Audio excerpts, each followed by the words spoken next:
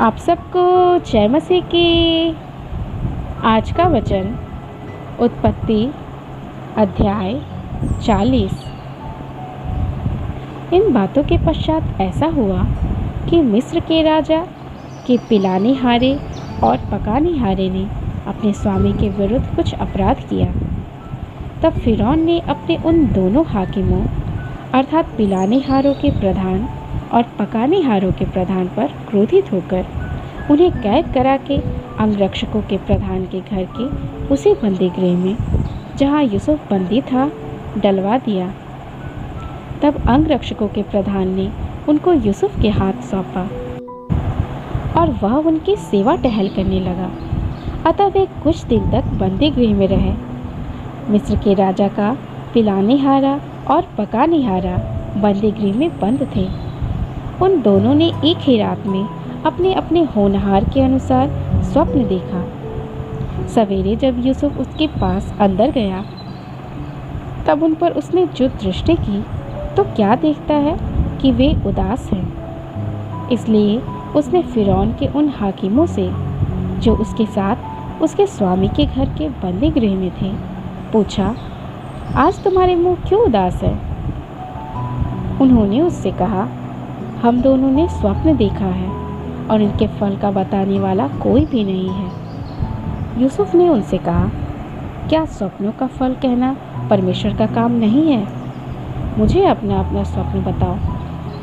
तब पिलानेहारों का प्रधान अपना स्वप्न यूसुफ को यूँ बताने लगा, मैंने स्वप्न में देखा कि मेरे सामने एक दाखलता है और उस दाखलता में 3 डालियाँ हैं और उसमें मानो कलियाँ लगी हैं और वे फूलों और उसके गुच्छों के दाग लगकर पक गई हैं। फिरौन का कटोरा मेरे हाथ में था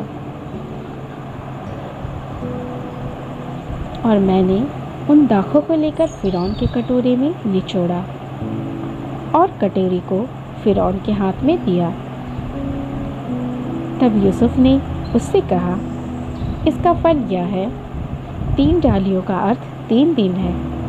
इसलिए अब से 3 दिन के भीतर फिरौन तेरा सिर ऊंचा करेगा और फिर से तेरे पद पर तुझे नियुक्त करेगा और तू पहले के समान फिरौन का पिलानेहारा होकर उसका कटोरा उसके हाथ में फिर दिया करेगा।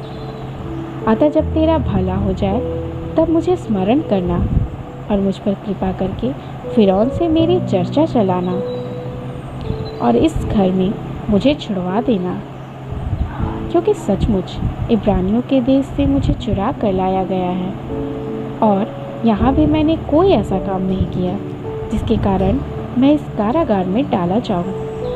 यह देखकर कि उसके स्वप्न का फल अच्छा निकला, पकानेहारों के प्रधान ने यूसुफ से कहा, मैंने भी स्वप्न देखा है।